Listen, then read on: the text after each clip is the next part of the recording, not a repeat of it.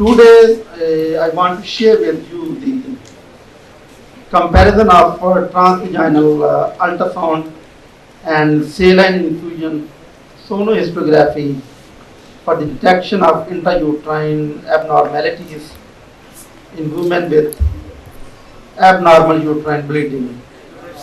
The abnormal uterine bleeding is very common, and 33% of the women referred to the gynecologist is with abnormal uterine bleeding. And in the perimenopausal and postmenopausal women, this increases up to 69%. And 10% of the postmenopausal women have the endometrial cancer.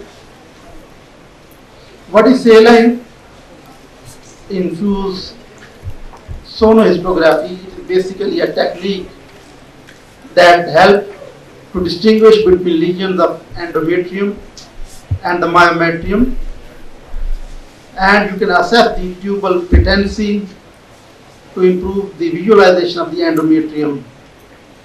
Basically, you infuse the normal saline. The amount of the normal saline can be 20 cc or it can be more.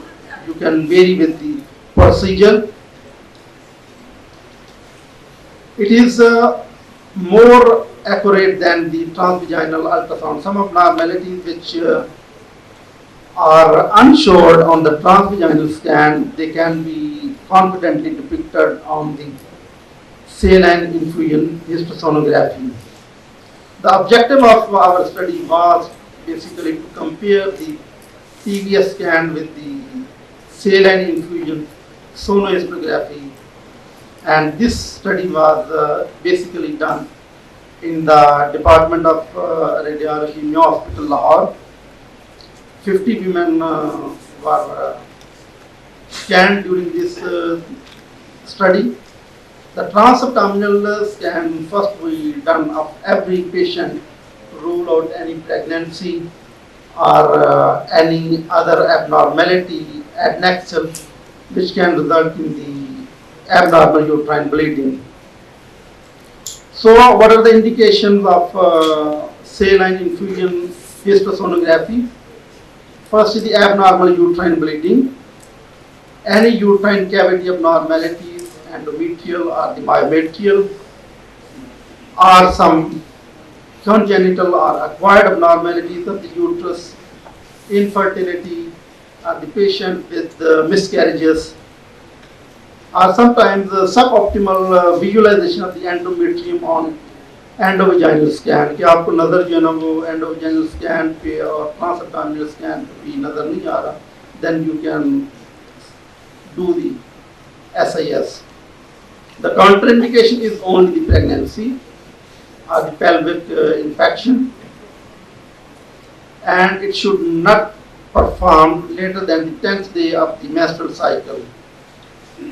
Active bleeding is not the contraindication for saline infusion hysterosonography. What is the timing of the technique? When you will do? In the menstruating women should perform this procedure first 4 to 10 days of the cycle. And in patients with an irregular cycle, a pre-procedure pregnancy test is compulsory. Postmenopausal women should take the history whether there is any therapy. If there is no therapy, not taking any tamoxifen, or you can do at any time. But if the patient is taking the hormone therapy, it should perform at the end of the progesterone phase. Whether we should give the antibiotics if the patient is having a contraceptive device or suspicion of pelvic infection, or there is pain, you can give prophylactically. Some authors recommend that you can give the antibiotics or anti-inflammatory drugs, but it's not necessary to give the antibiotics to every patient. Equipment used is the 5 to 7 pediatric Foley's catheter, sterile saline solution, forceps, speculum, and the iodine swabs. The most important thing to do this procedure is that sterilization is very, very important, because you are introducing the speculum, you are introducing the catheter, so the sterilization is very, very utmost important. First, you should take the consent of the patient. No special preparation for this procedure. A baseline transvaginal ultrasound is necessary for the saline infusion procedure. What we did first the transabdominal scan, just to rule out the pregnancy and any other cause. Then we did the transvaginal scan of every patient, and finally SIS for the comparison of all two modalities. When we perform the transvaginal scan, then the probe is removed and the sterile speculum is inserted.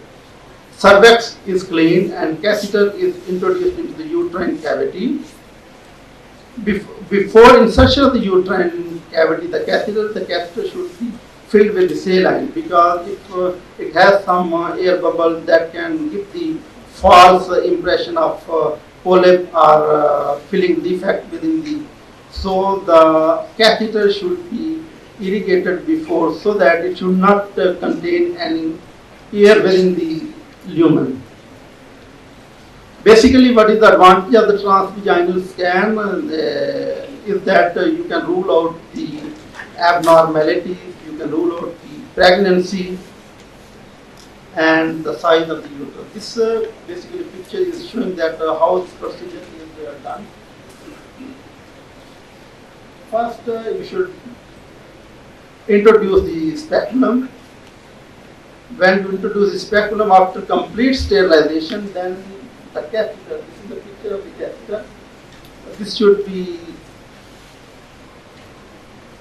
with the forceps, and it should go up to the fundal region.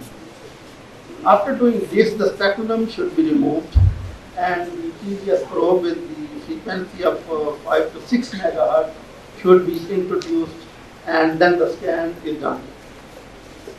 This ultrasound picture is showing the catheter, the normal saline within the endometrial cavity, myometrium, and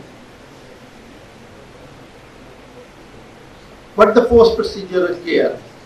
The patient should contact the physician, that should explain to the patient that there can be some leakage of the fluid or some bleeding after this procedure. What can the complications in this patient? One is the non-compliance. 57% of the patients, pelvic pain can be 3.8% of patients, vagal symptoms 3.5%, nausea 1%, and post-procedure fever 0.8%. This study shows that these can be complications. But which study we did, there was no complication like these in our 50 patients. Now I am coming to the procedure that we did. This is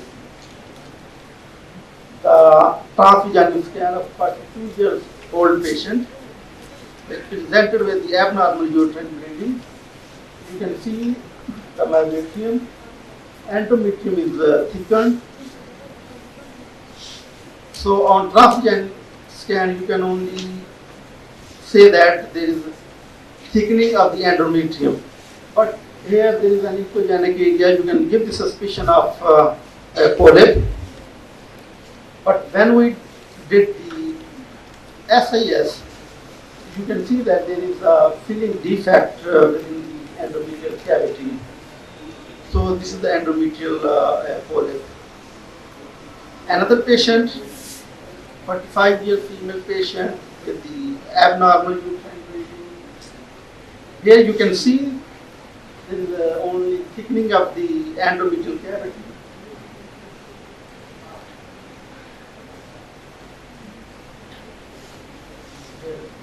Endometrial cavity, and there is suspicion of myometrial fibroid here in the anterior wall. But when we did the saline infusion sonography, you can appreciate that there is a filling defect arising from the myometrium and extending into the endometrium, this is the submucosal fibroid. The most common cause of abnormal uterine bleeding and heavy bleeding is the submucosal fibroid.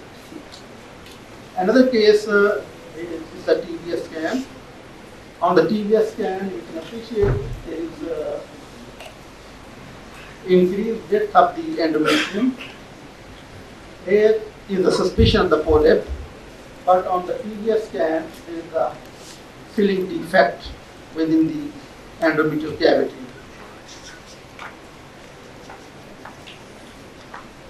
Again, another case, patient with abnormal uterine bleeding. You can appreciate there is an echogenic area with suspicion of polyp, thickened endometrium, but on saline infused histosonography, there is a large filling defect within the endometrial cavity. These are the results of our study. Intramyometrial fibroid in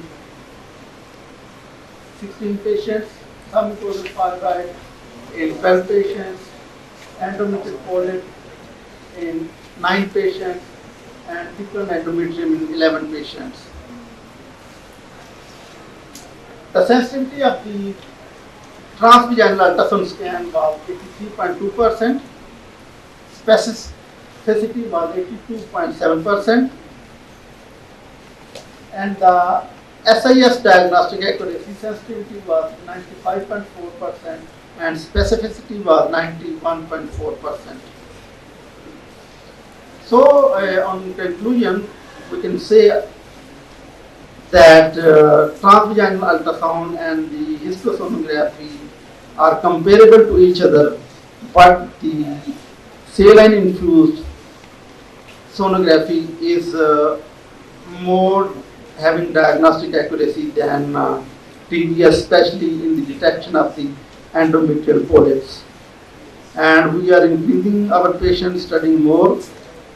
We want to study up till 200 patients so that its accuracy can be more. Thank you very much.